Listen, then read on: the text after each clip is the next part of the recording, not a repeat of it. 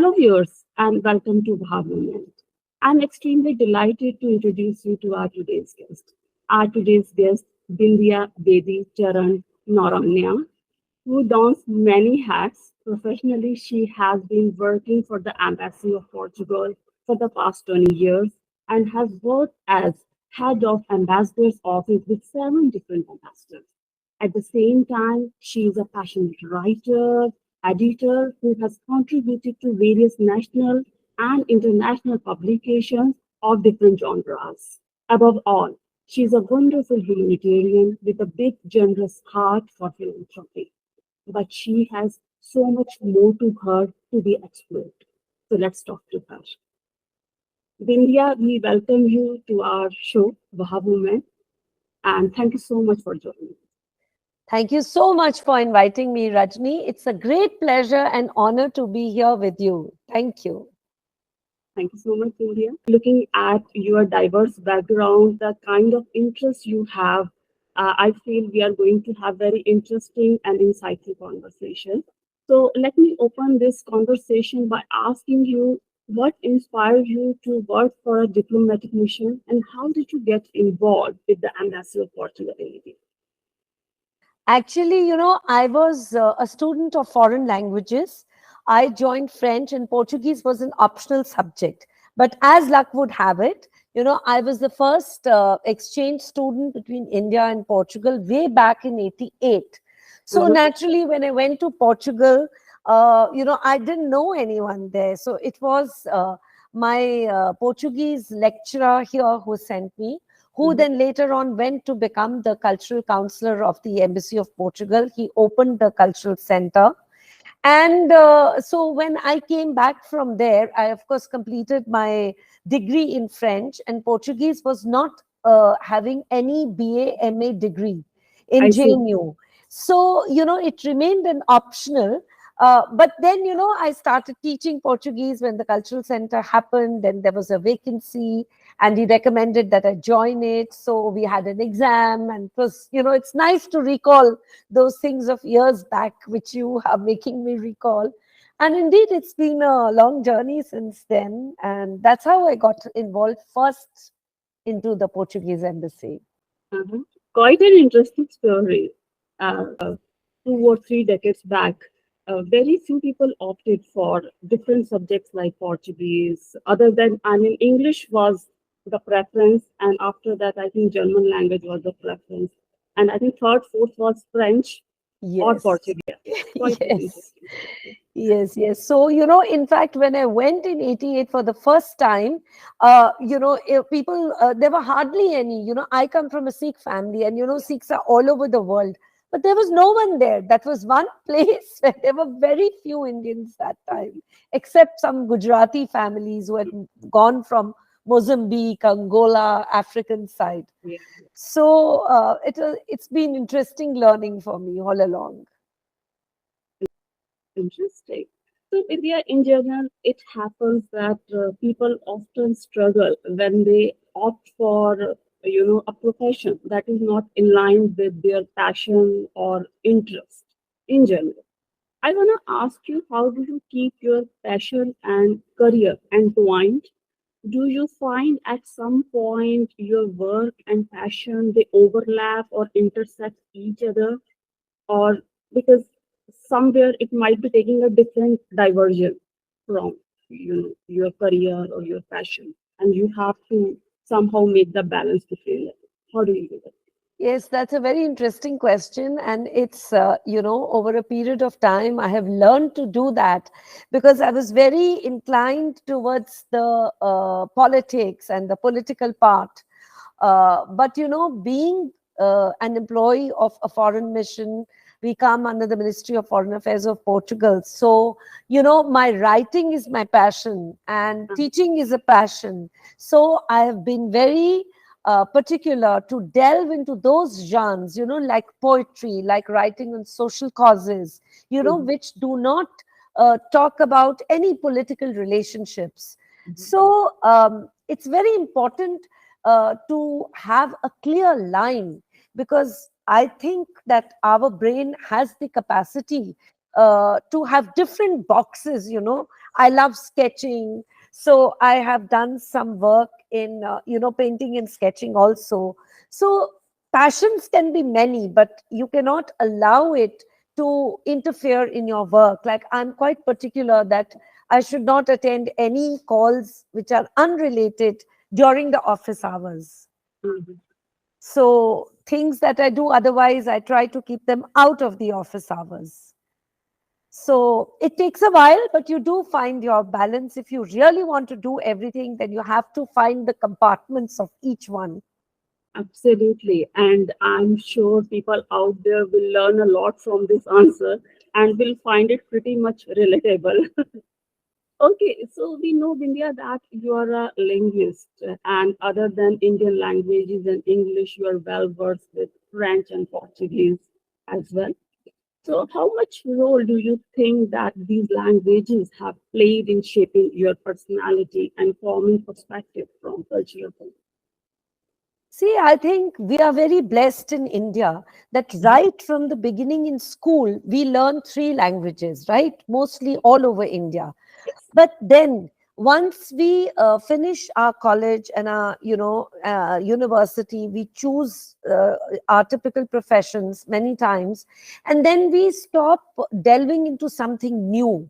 So for me, it's a great passion to learn new things. So when you, for example, you learn Portuguese, you learn French, it's like a door which is open to a new vista. Absolutely, a different culture, a different way of thinking, a different kind of gastronomy, the food, the music, the nuances. So there's so much of interesting knowledge in our world that, it's exciting. I think we should not limit ourselves. If I have even tried to learn Japanese, but to learn at this stage when I'm in my 50s, it's very difficult. And with all the work happening, it requires a lot of practice. So I think it's very important for all of us to get involved in some completely unrelated language without any commercial target or without any objective, just for the pure love of learning. And you find so much of beauty in their literature, in the music, in the food. It's a great learning and a great joy indeed. Absolutely, quite impressive answer. From this point, let me steer this conversation to a little different space and allow me to explore a bit of your feminist side too. Because as an author, I know that you have a keen interest in writing various women oriented content on subjects. You spoke about various contemporary issues and topical subjects like work life balance, biological age, and the societal pressure to become a mother at a certain age. I wanted to know, I'm very curious to understand what is the source of this inclination? Where does this feminist heart come from? See, Rajni, I'm very candid and honest about my sharing, and Yeah, my life has been a very open book. yeah. And I've had a very difficult first marriage, and it was because I got a lot of support from my family, and that I was able to, settle things very amicably, and we moved forward happily in our new directions. I Mhm. remarried with a grown son. So, I do a lot of relationship counseling and healing work also, Okay. which is a very closed chapter in our society. People talk only on the fringe level. It's very difficult to go deep down and to accept the truth and to really work at it. That is why there is a lot of hypocrisy around relationships. So when I was able to deal with these things, a lot of my friends would come and tell me, you were able to do it because you had a supportive family. So, Mhm. when I started working in this realm of relationships, helping people with the counseling, with the happiness, I call myself a happiness hubbinger. I would like to create happiness and joy. That is my target. And I'm coming out with my second book, which is Love Optimism, because I really want to work on this aspect of happy, loving relationships. So that is where the core comes in, that, women are a huge part of our population. Mm, So why are we limiting their growth? Why should they not be able to be themselves authentically? If she absolutely. wants to be a lawyer, if she doesn't want to get married, if she doesn't want to be a mother, it's her choice, it's her life. And Yes. that is the way she'll contribute to the society more. Yes, yes.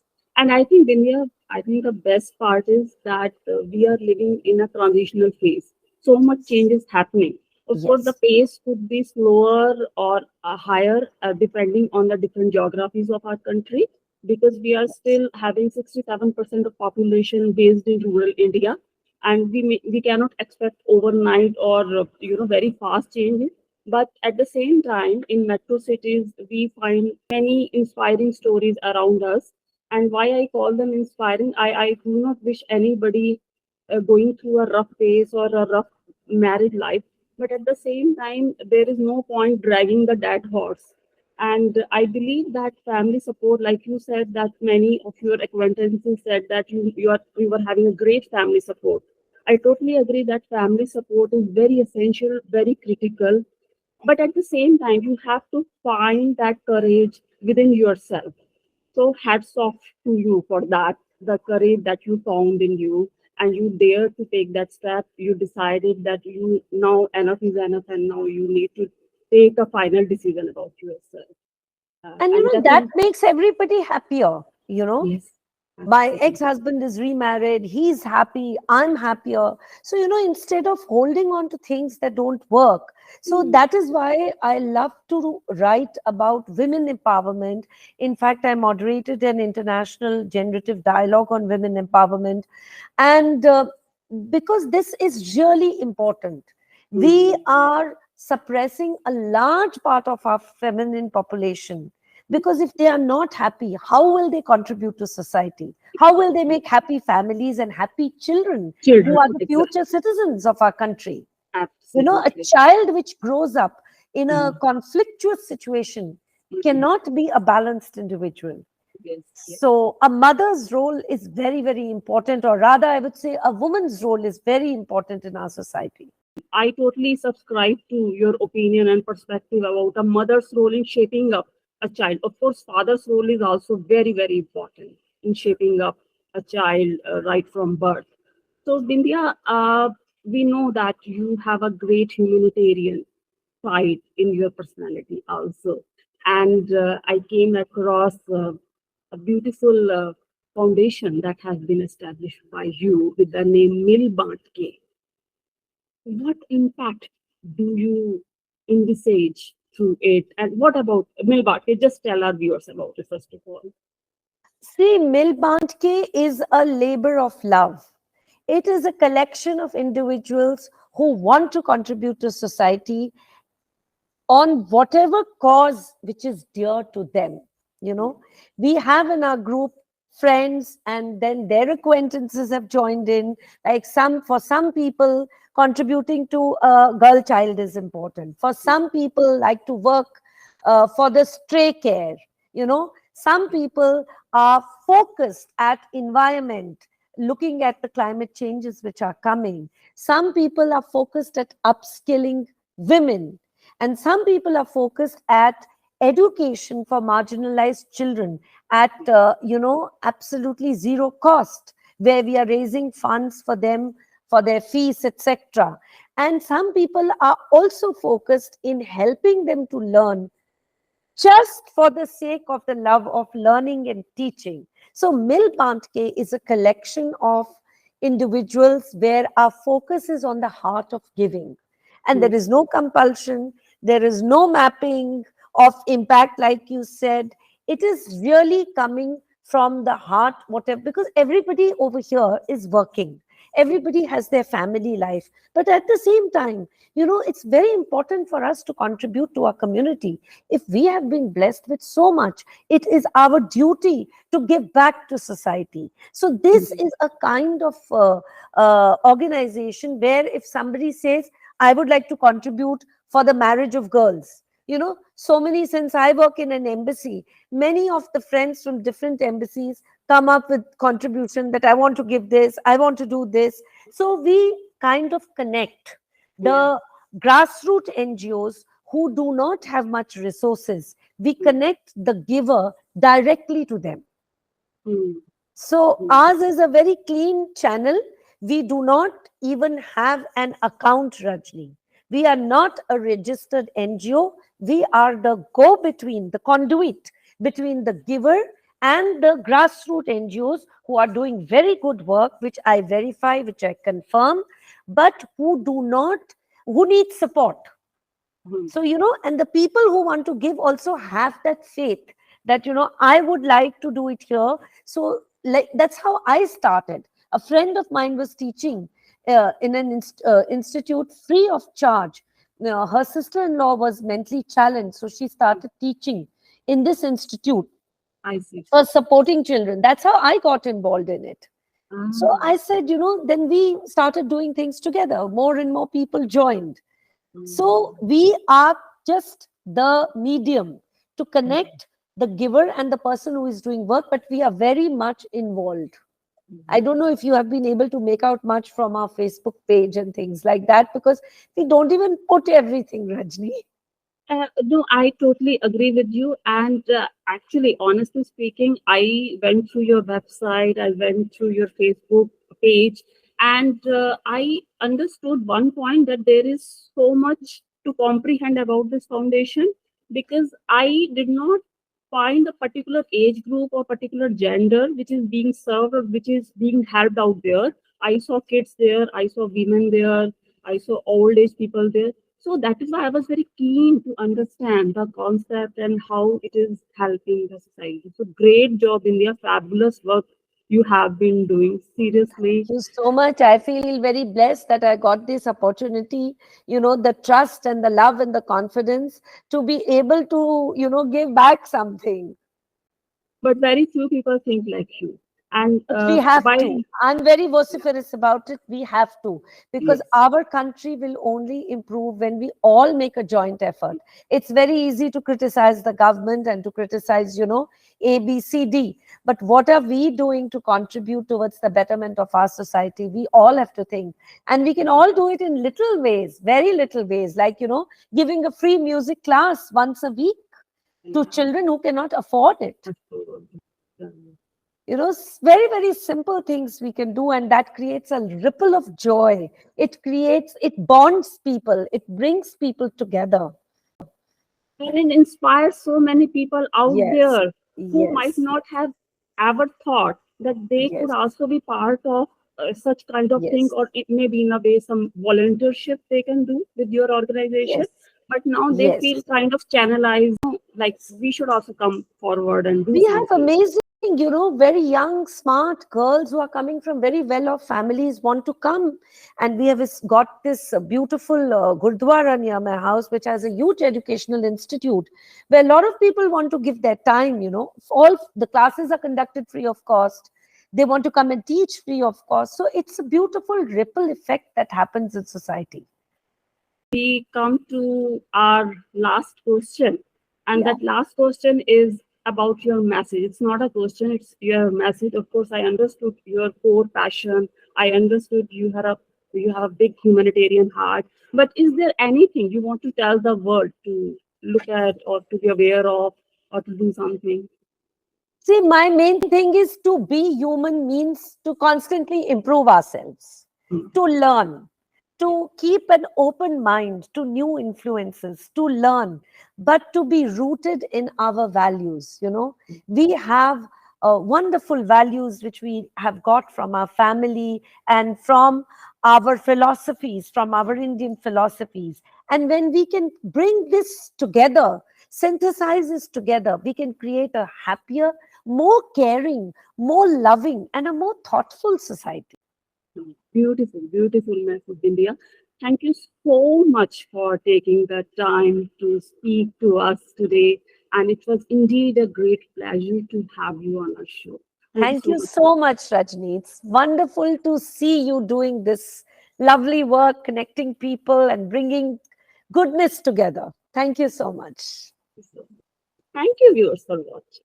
Take care.